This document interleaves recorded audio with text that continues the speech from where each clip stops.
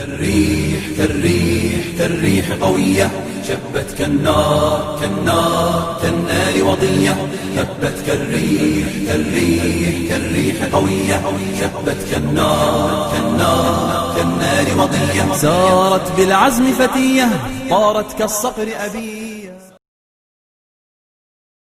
السلام عليكم ورحمة الله وبركاته. إن الحمد لله نحمده ونستعينه ونستهديه ونستغفره ونعوذ بالله تعالى من شرور أنفسنا ومن سيئات أعمالنا. من يهده الله فلا مضل له ومن يضلل فلا هادي له. أشهد أن لا إله إلا الله وحده لا شريك له وأشهد أن محمدا عبده ورسوله. اللهم صل وسلم وبارك على سيدنا محمد وعلى آله وصحبه ومن تبعهم بإحسان إلى يوم الدين. رب اشرح لي صدري ويسر لي أمري واحلل عقدة من لساني يفقهوا قولي. رضينا بالله ربا kami redha Allah Tuhan kami, wa bil Islam dina kami redha Islam agama kami, wa bi Muhammadin nabiyyan wa rasula dan kami juga redha bahawa Muhammad sallallahu alaihi wasallam merupakan nabi kami dan rasul kami.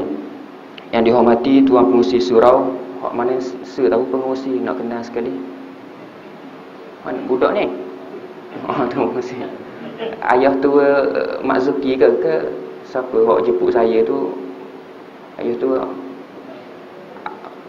Ayah tua ya? Kawan, puak muda pun. Tu imam.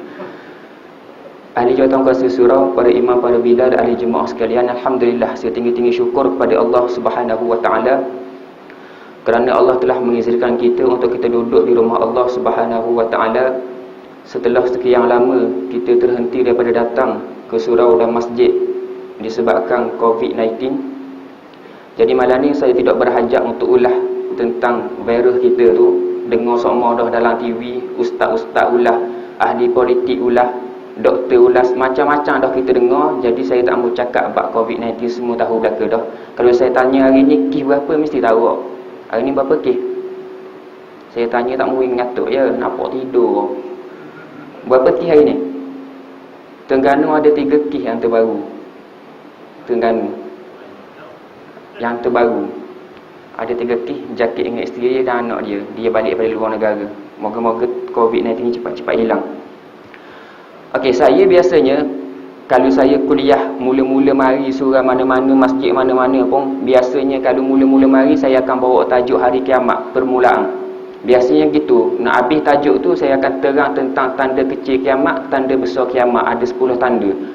Tapi malam ni saya tidak berhajat untuk cakap tajuk tu sebab kita sekarang ni sudah dekat dengan Hari Raya Haji. Jadi saya nak perangat semula tentang korban. Saya tak ambil cakap sejarah korban, sebab apa berlaku korban, saya tak ambil tajuk tu. Saya nak cakap tentang fik korban. Kita nak panah mula malam ni, walaupun korban ni ustaz, saya korban setiap tahun ustaz, daripada umur 20 sampai 70 saya rebang. Kemungkinan ada kita rebang tu, kemungkinan ada benda yang kita salah buat yang tidak bertepatan dengan Islam. Jadi malam ni kita tengok balik sesa. Kalau hak molek dah, alhamdulillah. Hak dak kena tu kita betul semula. Saya kalau tengah kuliah, tengah cakap depan ni, kalau ada soalan tu angkat tangan tanya. Jangan tanya ngelah, tanya terus. Menurut saya khabar tu, kalau ada benda tak faham, khabar tu. Kemungkinan saya cakap-cakap nak ingat orang faham, rupanya tak faham belaka. Jadi angkat tangan tanya. Okey. Kita ni lebih kurang dalam 2 minggu ke 3 minggu nak hari raya korban. Tahu tak lagi kita nak raya haji dah kan? Macam dok petang-petang dok raya puasa, macam dok memangai. Kita nak raya haji lebih kurang dalam 2 minggu lebih kurang. Kita akan hari raya korban. Korban ni dalam bahasa Arab dipanggil udhiyah. Kita panggil hari raya korban. Korban ni pun kali ikutkan daripada perkataan Arab, iaitu kurban, dekat. Maksud dia untuk mendekatkan diri kepada Allah. Korban ni dia berlakunya syariat korban ni rentetan daripada kisah Nabi Ibrahim dan anaknya Nabi Ismail. Nabi Ismail ni daripada isteri hak manusia. Okey, isteri Nabi Ibrahim ada berapa orang? Yang pertama Siti Sarah, yang kedua Siti Hajar. Siti Sarah anak dia bernama Nabi Ibrahim dengan Siti Sarah anak dia bernama Ishak. Oh hebat. Tukar aja. Duduk di mana? Dan isteri dia yang kedua Siti Hajar anak dia bernama Ismail. Okey, Ishak pula anak dia Yaqub. Yaqub anak dia Yusuf ke bawah. Rentetan daripada kisah itulah berlakunya korban. Jadi saya tak ambil cerita kisah korban tu, saya nak pergi kepada fiqh, kepada hukum hakam korban. Jelas tak suara saya? Saya dengar macam berong sikit. Jelas kan? Jelas Okay, jelas tak apa? Orang kata jelas tak apa? Okey. Okey, hukum korban. Hukum korban ataupun bahasa kita rebang. Rebang ni hukum dia sunat muakkadah. Sunat muakkadah ni benda kok. Sunat muakkadah ni kalau kitab lama dia dipanggil sunat kuat tuntut. Bahasa kita dipanggil sunat yang sangat dituntut. Sebab apa ada sunat muakkadah, ada sunat yang sunat biasa. Benda beza dia. Sunat muakkadah ni sunat yang Nabi tak pernah tinggal. Kalau sunat biasa tu sunat kadang-kadang Nabi buat, kadang-kadang Nabi tak buat. Sunat muakkadah antaranya korban. Nabi tak pernah tinggal korban. Antara contoh lain sunat muakkadah ni benda, solat sunat rawatib. Solat sebelum zuhur, lepas zuhur, sebelum asar, selepas maghrib, sebelum isyak. Selepas isyak tu dipanggil sunat yang muakkadah. Contoh sunat muakkadah lagi solat sunat witir.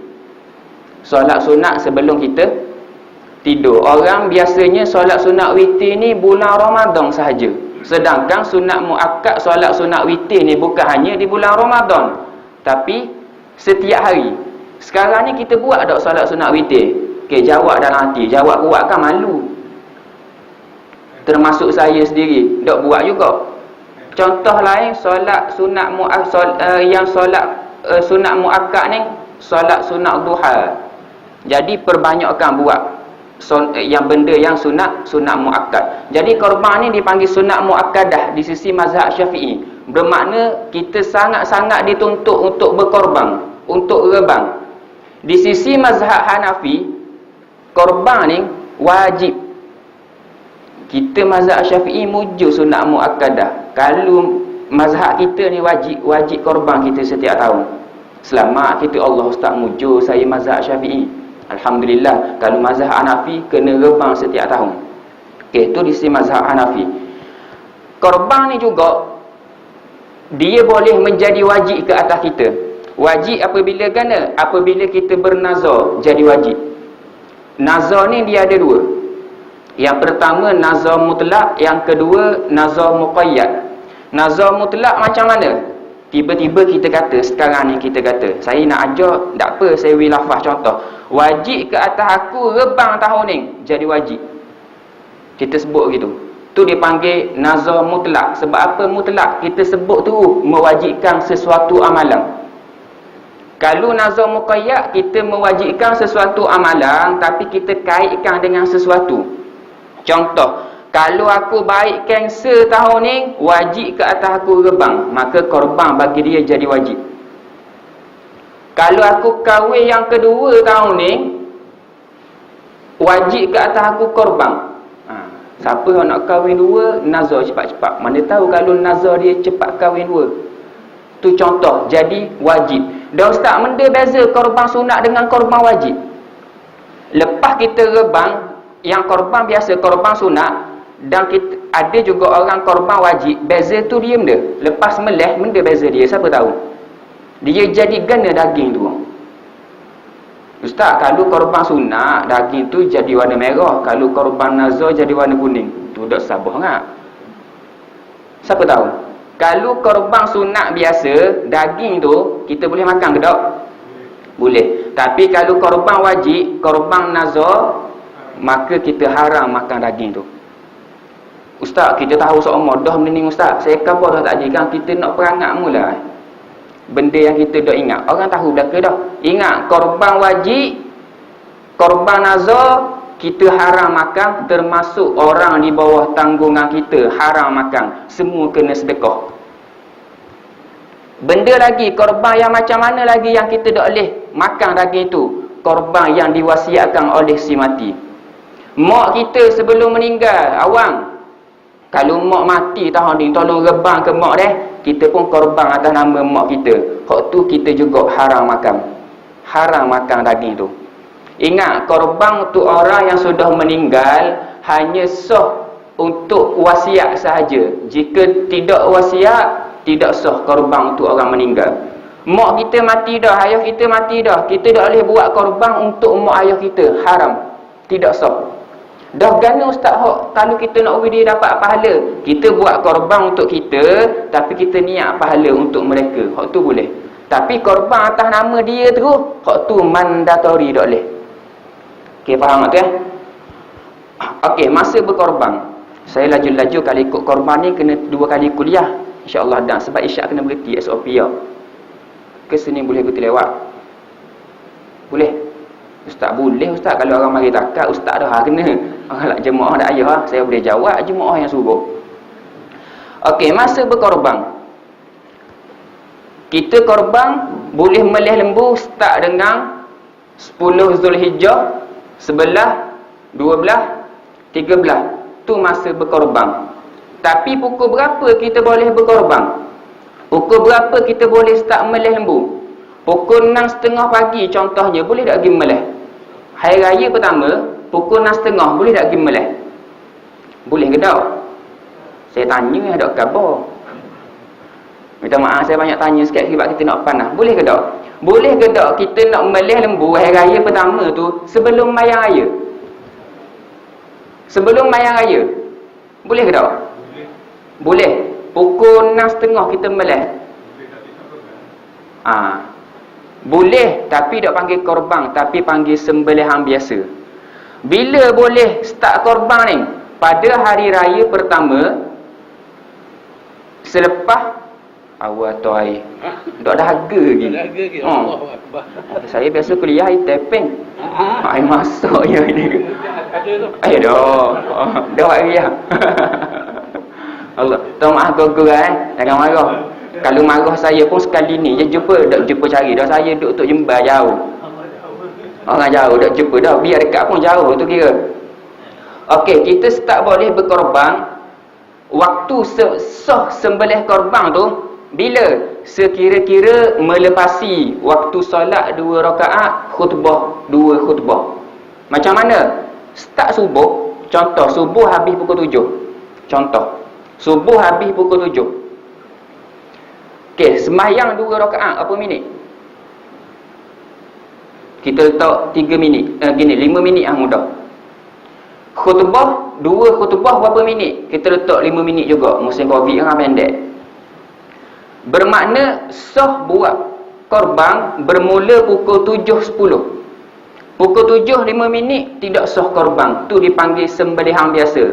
Pahala korban tak ada. Walaupun kita tak sembahyang, tapi nak khabar apabila berlalu waktu cukup masa sembahyang 2 rakaat, khutbah 2 khutbah selepas subuh, masa mayang 2 rakaat, bukan kita sembahyang, masa sembahyang dan masa 2 khutbah, maka selepas pada tu barulah dikira sah untuk korban. Kalau kita buat sebelum tu pukul 7 minit, subuh habis pukul 7, kita pergi melih. Ustaz, kita kena melih start awal ustaz. Sebab apa? 30 ekor nak melih hari ni ustaz. Kita ingat nak buat start pukul 7 1 minit lah ustaz. Tak boleh, tidak sah korban, tapi hanya sembelihan biasa. Melih kita makan daging lembu beli pasar biasa tu, kita tak ambuh gitu. Kita nak korban biar kita dapat pahala korban. Okey, tu waktu berkorban. Okey, binatang yang boleh buat korban. Tahu belaka dah ni kita ulang. Ada 5 sahaja binatang yang boleh buat korban. Yang pertama, unta. Kena cukup umur 5 tahun. Yang kedua, lembu. Yang ketiga, kerbau. Yang keempat, kambing. Yang kelima, biri-biri. 5 ni sahaja. Ustaz, kita tak urut nak beli ustaz. Kambing tak boleh nak beli. Sebahagian kita tak ada pitih nak masuk ustaz. Ada satu cara. Memang kita ni jenis korban setiap tahun. Tiba-tiba tahun ni tak mampu nak ambil sebahagian. 600 tak mampu. Ada satu pendapat. Ni jangan amalkan. Saya khabar ni ada pendapat dalam kitab, dalam Matla'in Badrin pun ada satu pandangan Ibnu Abbas. Dia kata boleh rebang dengan ayam. Allah Ustaz, ayam je rebang Ustaz, mudah tak? Ada satu pendapat boleh dengan ayam, tapi dengan syarat betul-betul tak mampu. Ni duit dalam bank 40,000, rebang ayam, tu orang panggil mampu. Duit memang tak ada, tapi kita nak juga pahala korban. Ada pendapat yang kata sah korban dengan seekor ayam. Tiba-tiba hari pertama rebang, orang lain mari atur daging rumah kita. Lepas tu mari, pok dara kita atur ayam. Dah mana ayam Ni rebangku ni. Ayam. Boleh, tapi dengan syarat betul-betul tak mampu. Maksud tak mampu memang betul-betul tak ada pitih. Tak ada sesen, 600 tak cukup ambil bahagian. Hak tu baru boleh. Bagi orang yang cukup pitih, walaupun pitih ada 600 lela dalam bank, dia tetap tak boleh buat dengan ayam. Okey, tu rebang dengan ayam. Seterusnya,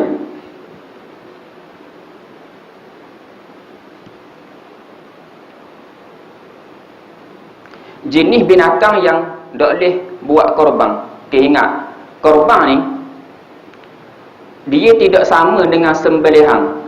Korban tu sembelihan. Sembelihan bukan bermakna korban. Ada kalanya kita sah sembelih tapi tidak sah korban. Tapi kalau sah korban, maka sahlah sembelihan. Ramai orang sekarang ni sembelihan sah tapi korban tidak sah.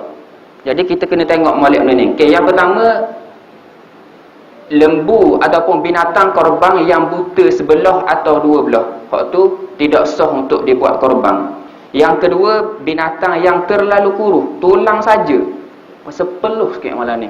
Tak boleh buka ekor kan tak?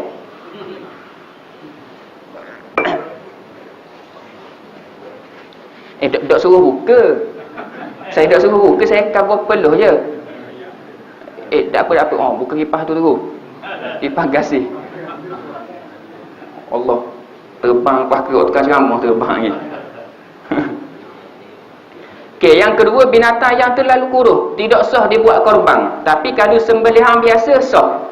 Boleh jika bertepatan dengan syariat cara sembelih. Tapi korban tidak sah. Yang ketiga, penyakit yang jelas sakit seperti kudih. Hak tu tidak sah untuk dibuat korban. Dan yang keempat, kaki tempang, jalan kaki patah, dok rok, hak tu tidak sah dibuat korban. Jadi orang berdenin ni, orang tukang jual dia kena pandai. Tapi kalau orang tukang jual dia mikir ke duit je, hak tu tetap dia buat tak tahu je. Kalau orang jual ngaji agama, dia akan tengok, oh orang ni tak boleh buat korban. Orang nak mari beli, nampak kuruh, tak boleh buat korban. Kecek tak apa, jangan kuruh. Maksud kuruh ni hingga nampak tulang. Hak tu maksud kuruh. Kalau tiba-tiba binatang yang kita nak korban tu, linga dia carik kat linga, cacat, sah tak buat korban? Linga carik, linga lembu tu carik, sah tak? Wah, ni senyap je, sah tak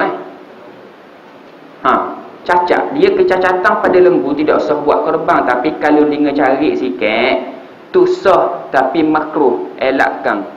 Linga ada lembu hak jenis nak ia ada cari sikit yang benda hak tu makruh, tapi korban tetap sah. Okey, sebut pasal kecacatan ni, saya nak tanya sesoalan. Lembu hak biasa berlaku kat tengah jalan, lembu hak berkeliaran, kawasan ni rasa tak ada. Saya kalau duduk belah-belah nong tu, memang banyak lembu-lembu tengah jalan. Tiba-tiba lembu tu aksiden. Lembu aksiden pun patu jatuh berebah. Kita nak buat gana dengan lembu tu? Kita boleh pergi sembelih tak makan? Boleh tak lembu aksiden, tak mati lagi? Kita pergi sembelih, boleh tak kita makan lembu tu? Ramai orang silap faham, lembu aksiden, orang kata lembu nak mati, kalau dah sembelih maka boleh makan. Hak tu orang kata, kita ramai saya dengar orang kata selagi dah sembelih halal makan. Maksud halal makan ni, makan dulu tu orang mari tuntut, gatilah. Saya tak mau cakap bab tu, nak kabar bab sembelih. Lembu yang halal dimakan apabila sembelih yang aksiden tu hanya lembu yang dia kena langgar di kereta dan hayat dia masih panjang. Contoh, dia kena langgar kaki patah. Tak boleh nak jalan benda. Tapi kalau kita lock, tak mati. 5 najang tak akan mati. 5 najang tak akan mati lembu tu. Tapi duk gitu. Hak tu kalau kita sembelih, halal makan. Tapi kalau lembu yang aksiden, darah banyak, tak mati. Nafas boleh-boleh ada. Kelik-kelik duk tengok orang. Tu imam mari kat aku duk kelik-kelik tengok. Hak nak mampu lela dah. Maknanya kalau kita lock, sejam lagi confirm mampu. Tengok keadaan dia. Kalau hak jenis gitu, hak jenis darah banyak dah, tak mati lagi. Kita pergi sembelih tu sah, tapi haram makan. Kena ingat dua tu. Bukan bermakna dan sembelih halal makan dah. Bagi yang nak mati dah, lembu nak meninggal dah, darah banyak dah keluar, walaupun sembelih tetap haram dimakan. Itu kalau bahagian lembu yang aksiden. Jangan mandai tanya orang yang tahu. Kita tak tahu lembu tu mati bila. Waktu kita tak tahu tu masuk perut, kira kenyang kita je lah. Waktu kita tak tahu, boleh kata benda dah lah. Tiba-tiba orang tengok lembu makan, kena molek lembu mati dah. Molek-molek ada, pergi lapah, ambil daging, jual pasar. Waktu dia dosa kita ni, insya-Allah lah. Dosa lah sebab kita tak tahu. Tapi orang yang buat gitu, dialah yang akan menanggung. Seterusnya, bahagian korban. Tahu belaka dah ustaz bahagian korban ni benda. Bahagian korban ni berapa bahagian atas ekor lembu? 7 bahagian. Tu dah 7 ke sini 8. 7 bahagian kan? Penuh rebang dak belaka benarnya. Okey, lembu, unta ke kerbau ke 7 bahagian paling banyak. Contoh berlaku. Contoh surah kita ni. Berlaku cari-cari orang, ada 6 orang je. Ada 6 orang. Cari-cari dekat panggil dia dekat nak raya dah. 6 orang kok ada. Kena batal biasa ni main 6 orang je. Tu nak buat kena. Ambil 2 bahagian seorang di 2 belah. Cara pertama seorang 2 bahagian, tapi masalahnya parut dia kena bayar seorang. Cara dia, hak ni ramai juga orang dok terfikir. Cara dia bagi nang. Faham tak? Cara dia bagi nang. Maknanya atas ekor lembu tu topok 6 bahagian sebab 6 orang masuk. Kita bukan wajib 7. Orang kata, nang je kan, mu ambil 2 lah. Kalau aku bayar 600, mu 1200. Mampu aku 1200 seorang. Bagi nang. Ingat, bahagi 7 bukan wajib. Bahagi 7 tu dipanggil maksimal. 7. Bagi 7 boleh, bagi 6 boleh, bagi 5 boleh, bagi 4 pun boleh, bagi 3 boleh, bagi 2 boleh, bagi seorang atas ekor lembu kita belaka. Jadi kalau ada 6 orang je, tiba-tiba 6 orang je, bagi 6. Hak asalnya bayar 600 jadi 700 setengah, gitu je. Tambah sikit. Jadi lepas ni jangan pening kepala. Sebab bawah ni ada orang mari jumpa saya, ustaz kamu masuk, saya 6 orang baru, habis cari dah. Dok jumpa. Mari masuk ustaz. Dah mau bagi 6 lah, banyak daging sikit. Sah buat gitu. Tidak semestinya nak wih cukup 7. Tidak wajib pun wih cukup 7. Ada sekisah lagi pak bagi. Boleh tak kalau kita nak bagi lembu 2 ekor? Lembu 2 ekor. Lembu atas ekor 7 bahagian boleh kan? Jadi kalau 2 ekor 14 bahagian tu. Boleh tak atas 2 ekor tu? Kan biasa seekor 7, seekor lagi 7. Kita nak buat atas 2 ekor tu, kita bagi 14. Sama je. Atas ekor 7, 2 ekor 14. Kita nak atas 2 ekor tu, kita nak topok 14. Tapi 2 ekor lembu, masuk 14 orang. Kita nak topok 14 daging lagi. Boleh tak? Boleh tak? Tak pernah buat. Kan biasa kita atas ekor lembu 7 bahagian. Kita nak buat, sebab apa nak buat 2 ekor gabung? Sebab gini. Kita 14 beradik, contoh 14 orang adik-beradik. Jenis adik-beradik ramai. Dia pun jumpa 2 ekor lembu. 2 ekor lembu seekor tu harga 4,000, lembu besar. Lembu seekor lagi kecil. Kalau dia bagi 7, hak ni boleh banyak daging, hak ni sikit daging. Dia nak bagi sama rata. Jadi dia pun mikir, dah kalau gitu 2 ekor lembu tu kita bagi 14 lalu lah. Jadi duit bayar bahagi dengan 14. Contoh harga 7,000 2 ekor lembu, bahagi dengan 14 orang, seorang jadi 500 contoh. Boleh tak awak gitu? Boleh? Boleh? Orang lain? Boleh tak? Macam ada benda tak faham Ustaz, saya rebang 60 tahun dah. 60 tahun tak semestinya betul.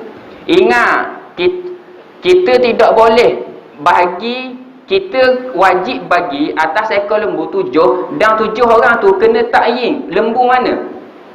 Dia tak boleh gabung 2. Kalau gabung 2 bermakna atas ekor lembu untuk 14 orang, betul tak? Faham tak? Kalau bagi 2 ekor lembu 14 orang, bermakna lembu ni untuk 14 orang, lembu ni untuk 14 orang. Sedangkan atas ekor lembu boleh 7 orang. Faham tak? Bagi 2 atas ekor lembu kira 14. Hak tu 14, hak tu 14. Kita kena takyin 7 orang lembu mana, 7 orang lagi lembu mana. Tak boleh gabung 2, haram.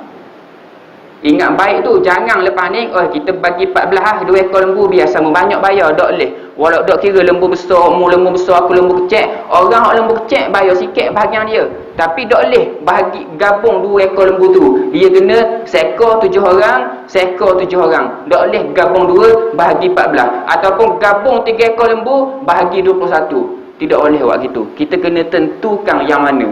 Kalau kita buat gitu, tak jadi korban dah. Jadi sembelihan biasa sahaja. Sedangkan kita ni nak pahala korban.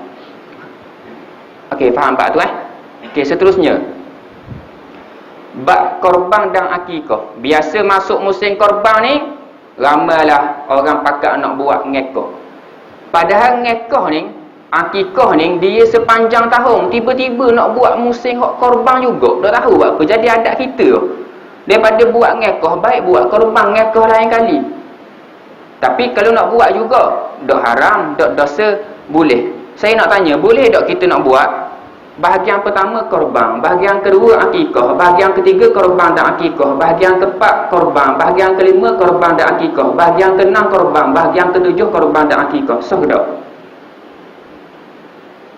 Tak ada jawapan kok. Kan biasa kan atas ekor lembu kan? Bahagian pertama rebang, bahagian kedua hamba ngekah, yang ketiga rebang, yang keempat korban dan akikah, bahagian kelima korban dan akikah, bahagian keenam korban, bahagian ketujuh akikah. Boleh tak buat gitu? Sebab apa tak boleh? Okey. Soalan saya tadi ada bahagian Allah marah teh. Orang nak cakap. Saya kalau biasa kuat lagi cakap ni sebab Covid, takut ia kejut. Kita boleh gabung korban akikah atas seekor lembu, tapi kita tak boleh buat atas satu bahagian. Maksudnya benda, bahagian pertama korban, bahagian yang kedua akikah. Tapi tak boleh bahagian kedua tu aku niat akikah hak tu, korban pun hak tu kok. Hak ni baru orang tanya saya minggu lepas, boleh tak nak buat gitu? Saya kata tak boleh. Kalau buat gitu ustaz, boleh buat gitu. Akikah pun tak sah, korban pun tak sah. Ulama kata. Kalau orang niat dua-dua, akikah pun bahagian tu, korban pun bahagian tu, dua-dua tidak sah. Dia kena satu sahaja. Bahagian pertama akikah, bahagian kedua tiga korban, bahagian keempat akikah, bahagian kelima korban, bahagian keenam akikah, bahagian ketujuh, ustaz, hamba bahagian ketujuh hamba nak melih biasa je, nak daging. Tu. Guna pula. Hak lain korban akikah, melih korban, niat korban, hak tu niat akikah. Bahagian ketujuh, seorang masuk, dah mau nak ngekah ke korban. Aku tak mau ngekah, tak mau korban, aku nak daging. Waktu guna. Dia nak daging. Jangan jawab, dia jawab betul. Jangan jawab Mana? Tiba-tiba seorang pokcik masuk, mari, kita tengah cari orang yang ketujuh.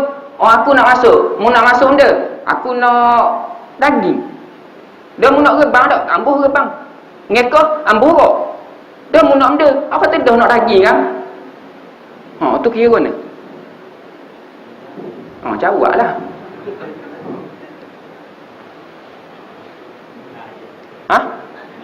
Minah air tu. Saya kalau ceramah obat dajjal cabut kipas atas ni agak abad rebang je. Okey, soalan tadi faham tak? Nak suruh ulang ke? Okey. Tiba-tiba cucu kita tanya Tok Ki. Tok Ki dak kat cetang, dia jawab cucu tanya. Guna tu. Bahagian 1, 2, 3, 4 korban. Bahagian 5, 6 akikah. Bahagian yang ke-7 tak ampuh akikah, tak ampuh korban, tak ampuh leka. Dia nak daging. Boleh ke tak sah ke tak? Sah tu je nak tahu jawapan ke mana nak jawab. Nak tahu sah ke tak je. Mana jadi mari mikir, boleh ke tak, boleh ke tak. Jadi macam takut gitu. Boleh je. Tak ada masalah. Cuma saya nak tanya, nak kembangkan minda. Orang pusing kat ni, boleh. Orang pusing kat ni, sah. Orang pusing gini, tak sah. Saya pusing-pusing tu takut berlaku. Dan mungkin berlaku. Mungkin berlaku macam mana? Saya beri contoh gini. Ada 6 bahagian je orang nak. Ada 6 orang je. Atas ekor lembu boleh 7 orang. Tapi ada 6 orang je. Orang yang ke-7 cari-cari tak ada orang. Dok dah nak bagi nang lagi, dok dah nak kabur pergi ke gang dia nak bagi nang, tiba-tiba orang kafir mari. Orang kafir dengar kita cakap dengan gang kita, mak, aku dak cukup seorang set-set aku, mau masuk dak dak. Kawan kita tak ambuh. Orang kafir tu dengar, mau ada kosong sebahagian, aku nak masuk kafir. Orang kafir pula gabung sebahagian. Tu guna cerita. Kita mungkin tak berlaku Terengganu. Tapi kalau orang duk KL, jiran-jiran jenis Cina, jenis kafir non muslim, tiba-tiba aku nak sebahagian. Boleh ke tak ni? Anak kita dari KL tertipu malam ni tanya. Jawapan dia, ulama kata orang kafir boleh masuk bahagian, tapi bukan korban, bukan akikah. Untuk dia dikira sebagai daging biasa. Walaupun kita melih tu nampak gabung, tapi ingat daging yang kita dapat tu berdasarkan niat kita. Walaupun sembelihan nampak korban hari raya haji, tapi kalau orang niat akikah tak kait dengan korban. Walaupun sembelihan tu waktu korban.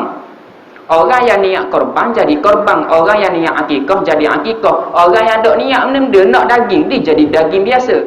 Walaupun orang kafir masuk sebahagian. Tapi jangan pula kita buat iklan bagi-bagi mana-mana yang bukan Islam boleh nak masuk korban. Sila telefon Ustaz Mang daripada Surau Al-Amin. Tak boleh buat gitu. Cuma nak kata kalulah berlaku kita tengah-tengah cari orang kafir nak sebahagian, sah, tapi dia sebagai daging biasa sahaja. Kita bagi 7, dia pun ambil sebahagian. Okey, boleh faham setakat ni? Ada soalan? 10 minit lagi. Okey, sunat orang korban. Orang yang masuk korban, ramai ada orang rebang tahun ni, cakap tangan. Tak ada orang rebang tahun ni. Orang puan cakap tangan. Macam sekolah, minta maaf, saya mengajar madrasah. Jadi saya biasa siapa faham angkat tangan. Biasa dengan budak-budak madrasah moden Terengganu Kuala Negeri, kalau siapa kenal lah. Mungkin ada anak-anak yang belajar ke madrasah moden. Okey, seterusnya sunat. Macam dengar suara ni. Ada soalan ke saat ni? Kita ada Okey, sunat orang yang berkorban. Okey, sunat dia benda. Orang yang berkorban ni dia sunat tengok masa melih. Sunat tengok, tak wajib sunat. Ustaz, itu tak tengok ustaz. Kalau kita tengok darah keluar ustaz, bukan setakat lembu mampu ustaz, apa ke kita mampu. Tak tengok darah. Hak tu jangan kita tengok, cuma niat saja. Cuma nak katanya orang yang boleh tengok, kalau boleh tengok orang hak tukang sembelih tu, kita tengok masa sembelih orang yang ambil bahagian. Hak tu sunat. Orang yang berkorban juga dia disunatkan untuk tidak potong kuku dan rambut sehinggalah dia melih lembu dia. Bermula 1 Zulhijjah. Maknanya kalau orang ambil orang yang rebang tahun ni bermula 1 Zulhijjah, jangan kerak kuku, jangan kerak rambut, jangan kerak janggut, jangan buat belaka. Rasa tiba-tiba 1 Zulhijjah tengok kuku panjang dak melih kedua sekarang, jangan kerak lagi. Dah kalau kerak jadi guna ustaz, dosa ke? Tak dosa, ni sunnah hadis. Nabi pesan jangan buat gitu. Sunnah Nabi ni kalau kita ikut satu benda yang sangat besar, walaupun kita nampak benda tu kecil sahaja. Okey, seterusnya. Syarat tukang sembelih. Ingat, bab sembelihan kena jaga. Walaupun kita korban, contoh kita ni tukang sembelih, kita kena tahu hukum hakam sembelih. Walaupun kita bukan tukang sembelih, kita juga kena tahu bab-bab sembelih. Sebab apa? Kalau orang buat salah, kita boleh tegur. Budak-budak boleh melih tak? Budak-budak tak balik. Dak warna dak melih lagi lembu ah. Tunggu dia. Dak likolah tukang sembelih dak balik lagi. Budak-budak sah dak. Awak ni nak suruh jawab ni. Ni nak suruh jawab. Tadi dak jawab ni nak suruh jawab soalan ni. Budak-budak melih dak balik. Tengah melih makan sekering. Budak pernah berlaku sini, budak-budak melih. Apa mana? Siapa tahu? Dok wahai jawab sini. Dia ingat rotan dia dalam kereta. Rotan dia dalam kereta kalau ambil dah saja rotan orang tua malam ni. Gua jangan marah gua kan. Budak-budak boleh sembelih ke tak? Okey, cuba jawab amal-amal. Budak-budak boleh sembelih tak? Tak balik lagi. Sah sembelih. Budak-budak okey, orang puan sah tak? Tak sah. Syarat sebab apa tak sah? Kena balik. Ke kena ada umur dia 20 ke 25 ke? Saya tak mau jawab lagi. Kalau awet melih boleh tak? Maksud awet ni orang puan. Mana ramai kat kumung kat lembu orang. Sek-sek Tok Imam, Tok Bilal, Ustaz pegang lembu ramai-ramai. Lama ni tak gitu. Hak tukang melih beda. Jadi pakat semangat tak pegang lembu. Beda janda. Orang puan melih. Hak tukang pegang orang lelaki lah ke pegang kaki, pegang kepala. Tukang melih lelaki ada baju mayang. Pakai baju mayang kena. Pakai tudung. Sah tak orang puan melih? Mana dok baik jawab ni, panah bola malam ni. Dak lah awak panah dak. Sah orang puan melih. Okey, ingat, syarat sembelihan yang pertama Islam. Yang pertama Islam, syarat sembelih. Tapi tak ada syarat pun dia berakal. Dengan maksud dia, orang gila sah sembelih. Allah tak ya gila. Ya gila, tapi kalau suruh sembelih dia pandai. Sah sembelih. Dah ustaz niat guana. Niat dak kait dengan orang tukang sembelih. Orang hak masuk gerbang tu niat lah. Orang gila dak kait dengan niat. Orang gila lah tukang sembelih. Udah ustaz, hak tukang sembelih dia niat tu, hak tu kalau orang wakil ke dia. Dia dak wajib niat, tukang sembelih dak wajib niat. Kecuali orang wakil ke dia untuk niat, barulah dia niat. Tapi kalau orang gila sembelih, dia gila memang gila sungguh. Tapi dia walaupun gila, tanya suruh melih je dia tahu bab melih. Mungkin dia gila sebelum tu dia set-set melih lembu, tiba-tiba gila. Tapi bagian melih dia pandai, dia ingat. Hak tu sah. Sebab syarat sembelih hanya Islam, bukan berakal. Syarat sah semayang, Islam, berakal. Syarat sah sembelih, Islam, tapi berakal tak termasuk. Sebab itulah orang nak sembahyang, dia kena berakal. Tak gila orang gila, tak sah sembahyang. Sebab tu kita pernah terfikir tak, biasa ada syarat sah hal ibadah ni, dia ada Islam, berakal. Dah beza dua benda ni ustaz. Lebih kurang je berakal dengan Islam. Kalau dan Islam memanglah dia kena berakal. Tapi syarat sah sembelihan berakal tak ada. Maknanya nak kabur situ orang gila sah untuk sembelih. Okey, yang kedua, mumayyiz. Ingat, bukan baligh. Syarat sah sembelihan bukan baligh, tapi mumayyiz. Mumayyiz ni dia boleh beza dah buruk baik. Dak mayyiz, dak panggil dia dak baligh. Dak baligh lagi, tapi dia pandai melih lembu. Sah melih lembu. Sah untuk dia sembelih. Dah ustaz dokkan nak suruh budak-budak, boleh terjadi jika dalam kampung tu tak ada seorang tukang sembelih, tiba-tiba dia seorang pandai. Sama juga dengan syarat nak jadi imam depan. Syarat nak jadi imam bukan baligh. Syarat jadi imam hanya mumayyiz. Maknanya kalau dak baligh boleh jadi imam. Budak lagi umur, kalau dak baligh lagi umur berapa? Contoh tingkatan 2. Baligh datang 3. Orang yang ada dalam surah ni, set-set tua ngaji tajwid salah. Dia seorang je betul ngaji setiap hari untuk guru dia, tapi baru tingkatan 1 ataupun darjah 6. Dia darjah 6, dia seorang je ngaji betul, orang lain tajwid salah. Wajib kita suruh dia jadi tu imam. Tak boleh orang lain jadi tu imam. Sebab apa? Dia baca betul. Tapi dengan syarat dia mumayyiz. Tapi kalau tak mumayyiz, main rubik luar surah, nampak tai lembu yang gigau macam nasi, hak tu tak mumayyiz. Mumayyiz ni dia boleh membezakan dah. Hak tu tahi, hak tu molek, hak tu tak molek. Hak tu dipanggil mumayyiz. Okey, juga tidak syarat sembelih ni, tidak syarat lelaki. Maknanya bedah boleh melih, lijah boleh melih, Siti Nurhaliza boleh melih. Warna kita Siti tak ada kaitan. Okey. Orang yang sembelih juga, ingat, walaupun kita bukan tukang sembelih, saya khabar ni, kalau berlaku kita kena ingat benda ni. Syarat tukang sembelih ni, dia dengan sengaja sembelih. Dah ustaz, memanglah orang sembelih sengaja. Saya beri contoh gini. Dah mungkin berlaku, tengah-tengah pegang lembu, dah melih lagi, pegang pisau dah, Tok Imam. Tukang sembelih pegang pisau, lembu pun gelepar. Lembu gelepar, dia dak dang nak sembelih lagi, orang baru pegang, Tok Imam dak dang nak takbir benda lagi. Lembu gelepar, tekuk dia, seret kena kat pisau. Lembu yang gerak kena pisau, dah putus. Lepas tu lembu tu mati. Tidak sah sembelihan. Kita nampak benda biasa, lembu gelepar kena pisau. Tukang sembelih ni, dia kena sembelih dengan sengaja. Maknanya orang tukang sembelih yang menggerakkan benda tu, bukan lembu yang menggerakkan tengkok dia. Lembu gelepar kena pisau. Kalau pisau yang tajam, kalau belah-belah arak, sembelih lembu hanya sekali je. Kita sini kadang-kadang nampak sedua, tiga, empat ataupun sedua. Kalau tepat belah arak biasanya serat sekali je. Maknanya kalau lembu gelepar kena pisau tu mati, tidak sah dah sembelihan. Kalau tidak sah sembelihan, daging tu nak buat mana? Tak boleh makan, dia dipanggil bangkai. Okey, ingat, tukang sembelih dia dengan sengaja. Kalau berlaku depan kita tiba-tiba lembu gelepar kena pisau, tidak sah dah sembelihan, lembu tu jadi bangkai.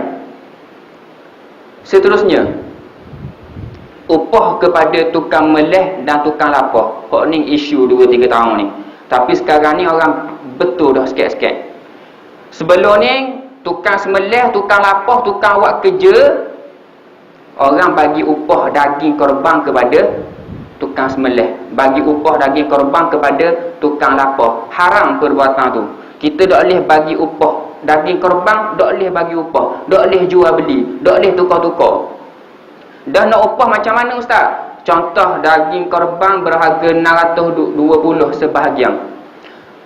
Orang tukang jual lembu pun khabar kepada orang nak beli, okey, sebahagian 620, saya tambah RM20 lagi untuk bagi upah kepada tukang semelih dan tukang cara tukang lapah. Hak tu dibenarkan.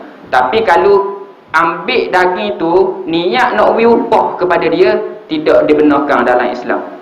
Okey, ingat, tidak boleh bagi upah dengan daging. Dah boleh tak bagi daging ke orang tukang semelih? Boleh, beri sama macam orang lain. Kalau tukang semelih tu tak mari pun, kita beri ke dia macam biasa ke rumah dia. Bukan kita bagi daging ke dia sebab dia tukang semelih. Bukan kita beri daging ke dia sebab dia tukang lapar, sebab dia tukang kerak. Tak, kita bagi ke dia sebab memang dia duduk situ, kita pakat beri belaka. Tak boleh tiba-tiba beri lebih ke orang tukang semelih. Tak boleh, dia kena sama macam orang lain. Okey, cara bagi daging. Masyarakat kita isyak khabar bab bagi daging ni, dia tak faham korban. Korban ni maksudnya berkorban. Tapi dia korban, dia buat makan, panggil adik-beradik dia, makan rumah dia, masak, makan rumah dia, daging lebih pun dia pun sipang. Tu korban. Celah mana daging sipang ke dia?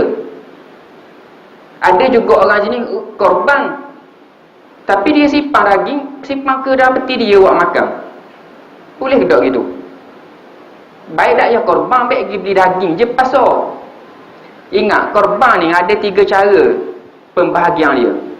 Kena buat salah satu daripada cara ni. Cara dia macam mana? Cara pertama yang Nabi buat. Nabi buat kan? Daging korban yang Nabi korban tu, Nabi dalam hadis kata, Nabi hanya ambil segenggam, lebih kurang segenggam tangan. Hak lain semua sedekah kepada orang miskin.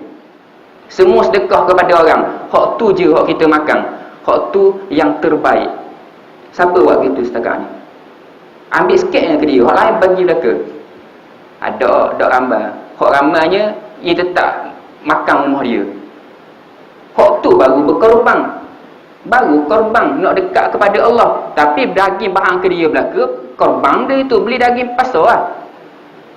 Okey, tu cara yang pertama, cara yang terbaik. Cara yang kedua, kita bahagi daging kita tu kepada 3 bahagian. Yang pertama untuk kita makan. Yang kedua sedekah kepada orang miskin. Bahagian yang ketiga sedekah kepada orang kaya. Tu cara yang kedua. Cara yang ketiga, daging korban ni kita kena ingat, kita wajib sampaikan daging tu kepada orang miskin sekira-kira dipanggil sedekah. Maksudnya benda, daging yang kita korban, kita makan ke kita belaka? Tak jadi. Daging yang kita korban, kita ambil kita, lepas tu kita bagi ke saudara kita wei ke saudara kita, haram ni gitu. Tahu tak apa jadi haram? Adakah kita bagi kepada saudara ke saudara kita, ada tak hak termasuk hak kita bagi tu, dia tu orang miskin? Kalau tak ada seorang, kita bagi belaka daging kita, tak ada seorang orang miskin dapat, haram kita buat gitu. Dalam satu dalam lembu daging yang kita dapat, wajib ada sedikit sekira-kira dipanggil sedekah. Maksud dipanggil sedekah ni, kalau kita dapat 100 gram, rasa boleh masuk tak 1 gram? Boleh masuk padang tak 1 gram? Tak padang. Ulama kata lebih kurang setengah kilo, suku kilo boleh termasuk. Kena wajib siapa kepada orang miskin suku kilo. Wajib siapa walaupun seorang. Molek siapa ramai walaupun seorang wajib siapa. Hak lain baru boleh kita nak bagi ke orang kaya ke orang miskin, hak orang miskin ke baru boleh. Yang wajib sampai juga sedikit kepada orang miskin. Kita guna cara pertama tadi, cara Nabi yang ambil sikit bagi belaka. Dalam yang kita bagi belaka tu kena siapa juga ke orang miskin walaupun setengah kilo ataupun suku kilo, kena siapa. Dah ustaz, nak bagi mana ustaz? Cari lah. Boleh seorang maksud miskin ni, kita jangan ingat miskin ni ada kata ustaz nak pergi ke biar ada kata belaka lah kampung saya, ada kata tak semestinya kaya. Pandai-pandai lah kita tengok keadaan dia tu. Oh ni kira orang miskin dah gini kan, boleh gaji cukup-cukup bulan. Orang miskin tu kena siapa juga ke dia. Setengah orang daging ni dia tak mikir orang miskin, dia mikir dia bagi daging dia, lepas dapat sebahagian dia potong dalam plastik, contoh cukup 10 plastik dia nak bagi. Dia tak mikir orang lain, dia mikir pak dara aku, anak dara aku, jiran aku belah ni. Sedangkan hak dia bagi tu semua golongan yang tidak termasuk orang miskin, haram perbuatan dia. Jadi kena ada sedikit untuk orang miskin, biar siapa ke dia. Tu cara bagi daging. Cara yang ketiga, bagi setengah kilo, suku kilo kepada orang miskin, hak lain mau makan belaka. Tu cara yang ketiga, cara tahap yang paling bawah. Yang pertama tadi, kita ambil sikit, kita bagi belaka. Cara ngelah ni, kita bagi hak suku kilo tu kepada orang miskin, seorang tu je kita bagi. Dah hak lain ustaz, hak lain tetap alam peti makan setahun. Boleh tak gitu? Boleh, tapi tak korban mana? Korban sah, tapi pahala sedekah korban dia tu tak ada lah. Hak tu je lah tadi, hak wajib. Pahala sedekah hak sunat, hak tu tak ada. Okay, kalau kita sedekah belaka daging kita ataupun kita makan sikit, hak tu lah yang terbaik. Dapat pahala korban, dapat juga pahala kita bersedekah. Okey, seterusnya hukum jual. Sikit lagi saya laju dah ni. Wajib berhenti ke sunat berhenti masa ni boleh sambung ke? Sebab saya ceramah mana bawah ni kena berhenti isyak ustaz, kena berhenti isyak. Kabur lalu. Takut pengurusi yang. Okey, hukum jual. Orang yang berkorban, orang yang masuk ke bank, walaupun dia tu miskin, dia ada BT tapi dia termasuk golongan miskin, dia haram jual daging dia. Haram jual orang yang berkorban. Yang terima kita, orang kita ni, kita terima daging orang wi daging ke kita. Kita terima daging tu, dan kita ni bukan golongan yang miskin. Daging yang kita dapat tu, walaupun orang bagi ke kita ni, siapa pernah peti tak ada tempat nak letak mana, kita haram jual. Ingat baik, barangan lain yang orang bagi kepada kita, orang wi nasi lemak ke kita 2 buku. Contoh, kita boleh jual tak nasi lemak tu? Orang beri nasi lemak ke kita 2 buku, kita dah molek nega nasi lemak. Orang mari beri kita free, ambil rumah aku beli lebih, kita pun bagi kedai kita jual nasi lemak tu, boleh tak? Boleh. Tapi daging korban, orang beri daging ke kita haram jual. Dia lain dengan makanan lain, daging korban. Walaupun daging kita tu penuh, banyak penuh dalam peti, siapa dok muat, tetap haram jual pasar. Walaupun kita ni set-set jual pasar. Sebab daging korban ni bukan diberi milik. Barangan lain orang wik kita, milik kita. Daging korban milik kita, tapi milik untuk makan, bukan untuk jual. Kalau kita jual, haram. Duit yang kita dapat tu haram kita guna. Ingat baik, jangan orang, aku baru belang tahun ni, aku orang bagi daging kat aku nak pergi jual pasar. Dengar gini haram, ingat tak boleh jual. Dah siapa yang boleh jual daging korban? Satu golongan sahaja, golongan fakir miskin sahaja. Dia boleh daging, kalau dia tak mampu makan, dia boleh jual. Orang miskin sahaja. Tapi kalau orang miskin tu sendiri yang berkorban, daging yang dia dapat satu bahagian tu, dia juga tetap tak boleh jual. Kalau dia sendiri yang berkorban, daging yang dia terima, orang fakir dia boleh jual. Orang kaya ataupun yang sederhana haram jual. Ingat tu. Okey, kita ingat jangan jual. Takut orang tak tahu kala, nampak daging banyak sangat, dijual ke geng dia pasar. Kawan dia tukang jual, pitih, mu ambil ke RM5 ya, buat lebih buat aku. Buat orang beli buat aku upah RM5. Bukan boleh kira kalau dapat daging banyak-banyak pergi jual pasar. Hak tu haram kita jual. Daging korban ni untuk kita makan sahaja. Okey.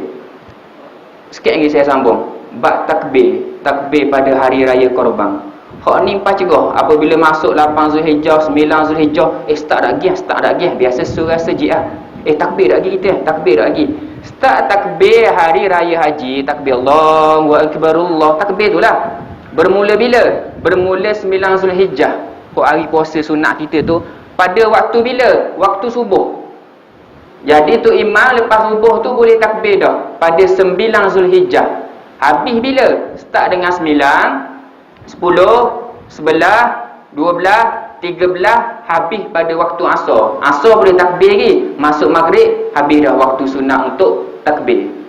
Kalau hari raya puasa, sekejap sahaja. Bermula dengan waktu maghrib pada malam raya, sehinggalah tu imam takbir malam raya Allahu Akbar, habis waktu takbir. Hari raya haji 5 hari, bermula 9 Zulhijjah, bukan bermula pada hari raya haji. Bermula 9 pada hari wukuf di Arafah tu, sunat dah untuk mula takbir. Bukannya start malam raya, subuh tu start dah. Okey, ada soalan orang tanya. Saya buka soalan. Lebih kurang 10 minit.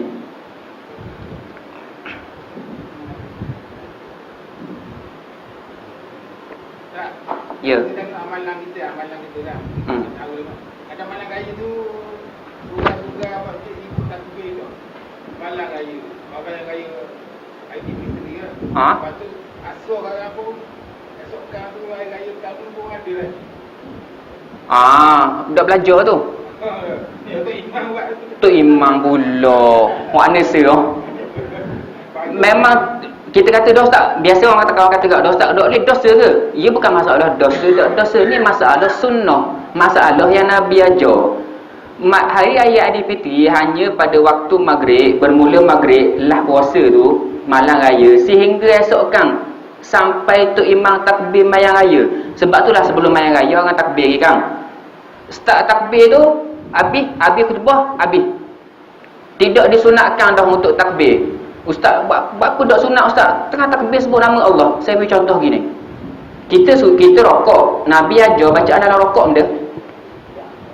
Subhana rabbiyal azim wa bihamdi. Subhana rabbiyal azim wa bihamdi. Subhana rabbiyal azim wa bihamdi. Orang pun mari tanya kita, ustaz, masa rokok saya nak baca surah Baqarah. Lepas tu ustaz kata, "Dak, baca subhana rabbiyal azim wa bihamdi." "Dak, lepas baca subhana rabbiyal azim tu saya nak baca surah Baqarah." "Dak boleh." Dosa ke? Main dosa-dosa gitu pada. Dosa ke masa rokok baca surah Al-Baqarah saya nak baca? Ustaz kata, "Dak, ni masalah sunnah. Nabi ajar gitu je baca masa rokok. Jangan pula tiba-tiba nak baca surah Al-Baqarah masa rokok." Dosa ke tak? Tak dosa.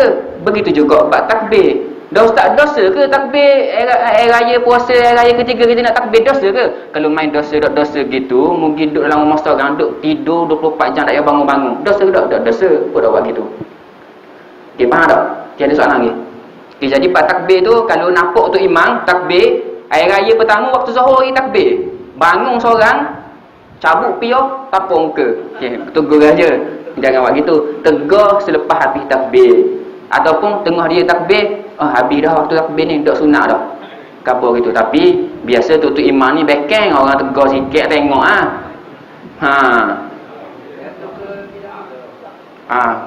kemungkinan besar jatuh sebab dia bertentangan dengan sunnah.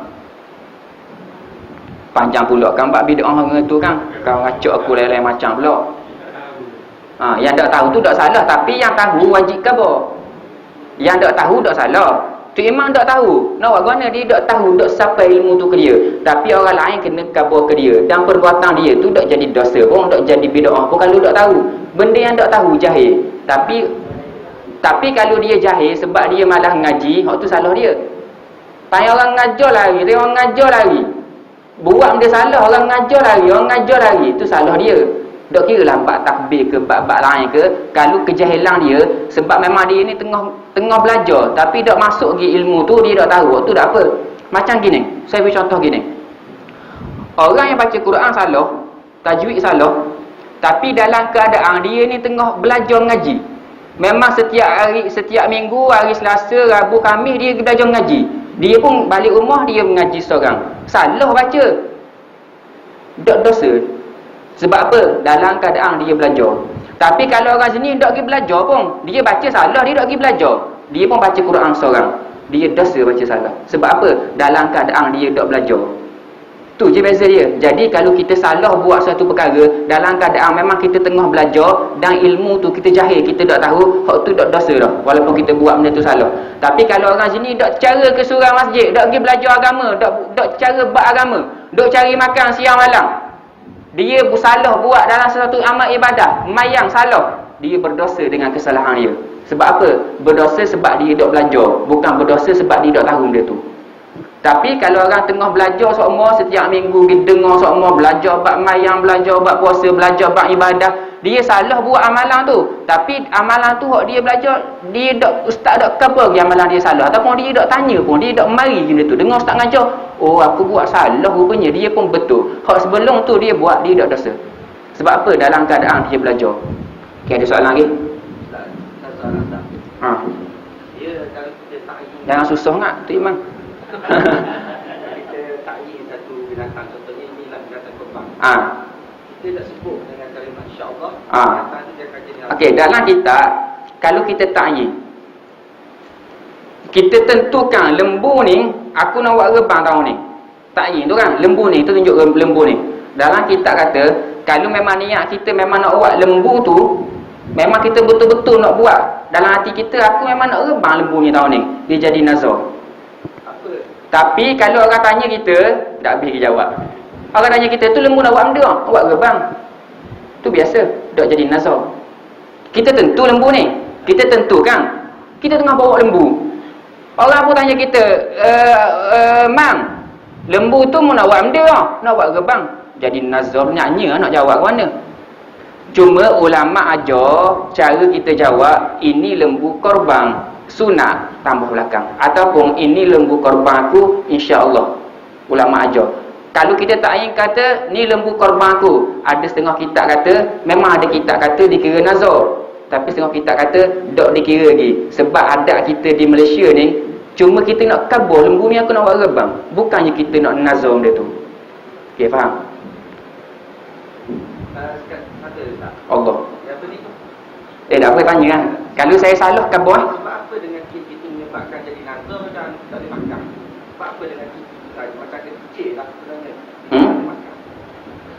Dia gini, untuk korban, benda yang wajib korban, bukan sebab nazar, sebab benda tu yang wajib, dia automatik kita tak boleh makan benda tu. Dia kira bukan hak milik kita, dia hak milik orang lain semua. Benda yang daging yang nazar, dia bukan dikira hak milik kita, dan kita tak boleh makan tu benda tu. Hak milik Allah dia panggil. Sebab disebabkan hak milik Allah dah, Allah tetapkan, Nabi tetapkan daging tu untuk orang lain kita tak boleh makan. Sebab apabila jadi jenazah daging korban, maka daging korban tu bukan hak milik kita. Kalau korban sunat, daging tu hak milik kita. Atas kita nak beri ke orang ni banyak mana dengan syarat yang tadi saya kata tu yang wajib. Tapi kalau nazar dia panggil hak milik Allah. Jadi Allah bagi gana. Allah bagi selain kepada kita dan selain daripada tanggungan kita. Sebab daging tu hak milik Allah. Allah bagi cara dia gana. Allah bagi tak boleh ke kita. Jadi tak lihat. Pening dengar. Kalau ikut logik akal, gitu ustaz.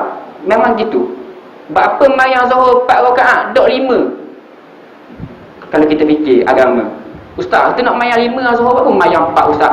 Nak jawab ke mana? Subuh berapa buat 2 ustaz? Berapa Allah nak suruh buat 3?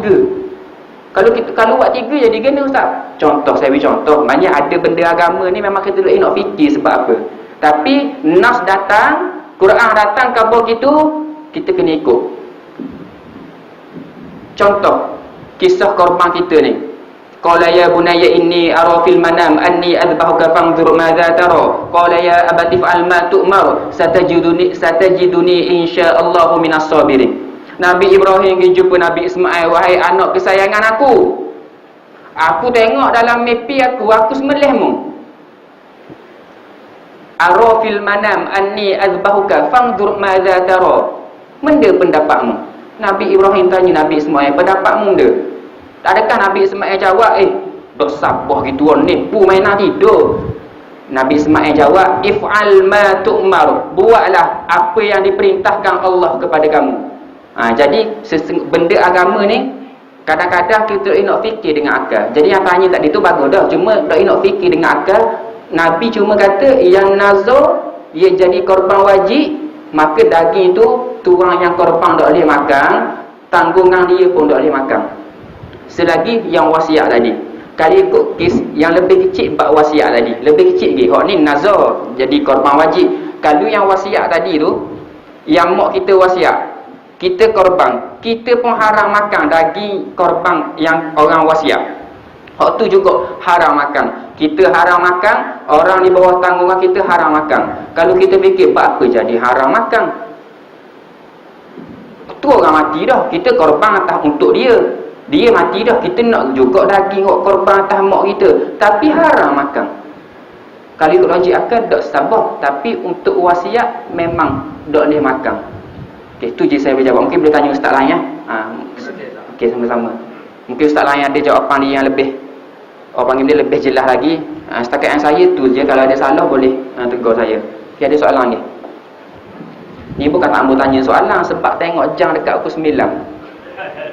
Tahu dah benar dah. Bukan tak mau tanya sebab tengok jam. Bini aku malam ni buat ikan singgang, guna air hitam pula. Allah, isi tengah-tengah lembut. Nampak belaka. Okey, ada soalan kan?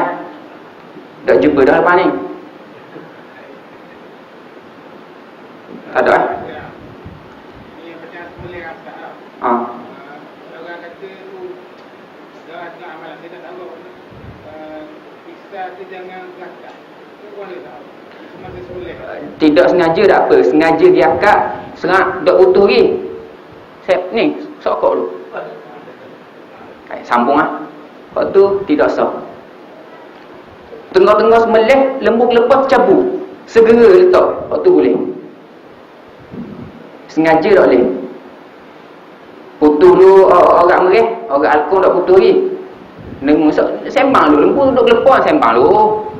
Dia sambung pula. Dia kira nak kapal lama, nak kapalnya bisa diangkat dulu. Hak tu tak boleh. Hak dengan sengaja tak boleh. Tak sengaja tak apa. Kalau tak sengaja tak boleh kok nyanyi lah lembu gagah sikit. Tengah meleh lembu lepas, pacok bisa cabut. Oh nyanyi lah tu. Pandang yang makan daging lah ke. Kalau kena lembu gagah. Okey habis Okey, rasa setakat tu saja. Untuk setakat ni saya minta maaf banyak kalau ada gurau-gurau kasar tu. Saya tengah ceramah je gini, kalau tanya cakap depan saya suara tak apa tumbik. Tengah ceramah jadi nak biar orang faham, nak biar orang jelas. Jadi saya minta maaf banyak kalau ada salah silap-silap bahasa, kalau ada kasar-kasar saya minta maaf banyak. Kalau ada saya jawab soalan tuan-tuan tu ataupun yang saya ceramah ni salah, terus mesej saya. Ambil nombor orang kontak saya tu, tabur ke saya. Jangan takut, sebabnya benda yang saya cakap depan ni tidak semestinya betul.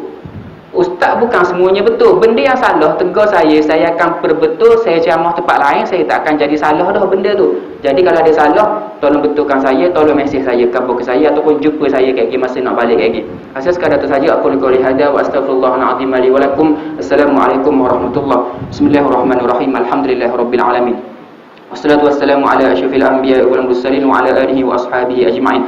Allahumma arinal haqqa haqqan warzuqna ittiba'ah wa arinal batila batilan warzuqna ijtinabah. Rabbana atina fid dunya hasanah wa fil akhirati hasanatan wa qina adzaban nar. Wa sallallahu ala sayyidina Muhammad wa ala alihi wa sahbihi wasallam. Alhamdulillahirabbil alamin.